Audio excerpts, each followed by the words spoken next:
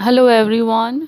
तो देखिए, ये सवाल बार बार पूछा जाता है कि एम्ब्रियो ट्रांसफ़र के बाद या फिर आईयूआई के बाद जब हमारा 2 वीक्स वेट होता है, तो उसमें ऐसा हम क्या खाएं जिससे कि इम्प्लांटेशन जो है का चांसेस काफ़ी बढ़ जाएं। तो अगर आप नेचुरली ट्राई कर रहे हैं तो फिर ओव्यूलेशन के बाद आप इन सारे जो है फूड्स आइटम्स को जो है अपनी डाइट में शामिल कर सकते हैं, क्योंकि इम्प्लांटेशन फूड है।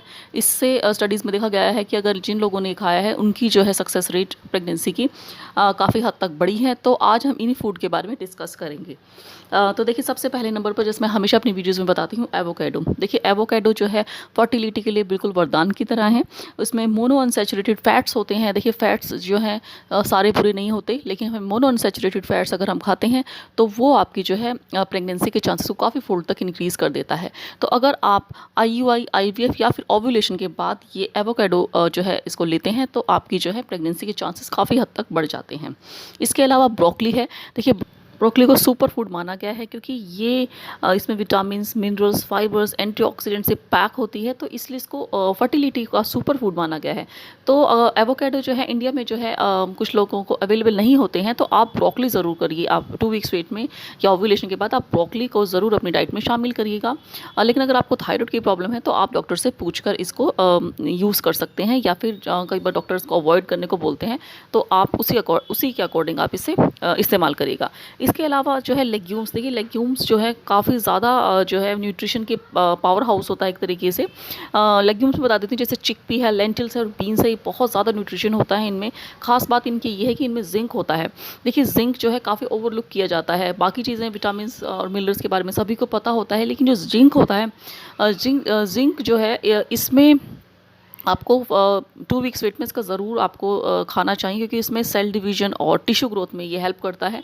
और अगर सेल डिवीजन और टिश्यू ग्रोथ होगी तभी आपका जो है एम्ब्रियो है उसकी ग्रोथ हो सकेगी और उसमें इम्प्लांटेशन हो सकेगी। खासकर आईवीएफ वालों की मैं बात करूँगी, क्योंकि जो है आईवीएफ में ऐसा होता है कि जो है एम्ब्रियो है वो ग्रोथ ही नहीं कर पाता है, यानी कि उसका जो है ग्रोथ रुक जाती है। तो अगर इम्प्लांटेशन हो भी जाती है तो उसमें मिसकैरेज के चांसेस रहते हैं। तो ऐसे में अगर आप जिंक कंटेनिंग फूड खाएंगे जिनमें जिंक होता है, तो इसमें आपके जो है मिसकैरेज के चांसेस भी काफ़ी हद तक कम हो जाते हैं। तो लेग्यूम्स का आपको ज़रूर सेवन करना चाहिए। इसके अलावा बीट रूट्स, देखिए बीट रूट जो है ये भी एक पावर हाउस है। इसमें नाइट्रिक ऑक्साइड होता है। नाइट्रिक ऑक्साइड जो है आपके यूट्रस में ब्लड फ्लो को इंक्रीज़ करता है। तो देखिए, ब्लड फ्लो अगर यूट्रस में इंक्रीज़ होगा तो आपकी जो है लाइनिंग अच्छी बनेगी और आपकी जो है इम्प्लांटेशन में जो है काफ़ी ज़्यादा चांसेस इंक्रीज़ हो जाएंगे, क्योंकि आपको ऑब्वियसली ऑक्सीजन वहाँ पर ज़्यादा मिलेगी, ज़्यादा ब्लड फ्लो होगा। तो आपको बीट रूट का भी ज़रूर अपनी डाइट में शामिल करने चाहिए। इसके अलावा जो है ग्रीन लीफी वेजिटेबल्स आते हैं। इसका तो सभी को पता है ग्रीन लीफी वेजिटेबल्स कितने ज़्यादा हेल्दी होते हैं, लेकिन इसमें मैं थोड़ा सा आपको बताना चाहूँगी। जो अगर आपकी सर्दियाँ हैं और आप बहुत ज़्यादा ग्रीन लीफी वेजिटेबल खाते हैं, तो आपको वो जो है गर्म तासीर के होते हैं, तो आपको इसको लिमिटेड मात्रा में, यानी कि लिमिटेड अमाउंट में इसको यूज़ करना चाहिए, खाना चाहिए। ग्रीन लीफी वेजिटेबल्स में सबसे ज़्यादा स्पिनच होती है, तो आप लिमिटेड अमाउंट में जो है स्पिनच यानी कि पालक जो है उसको अपनी डाइट में शामिल ज़रूर करिए 2 वीक्स वेट में। इसके अलावा जो है फर्मेंटेड और प्रोबायोटिक कंटेनिंग फूड होते हैं, जैसे योगर्ट है, आप इनको भी ज़रूर ले लिए। इससे डाइजेशन भी अच्छा रहता है और ये आपको न्यूट्रिशन भी काफ़ी प्रोवाइड करते हैं। इसके अलावा जो है पोमग्रेनेट है, बनाना है, बेरीज़ है, इनको भी आप अपनी डाइट में शामिल करिएगा।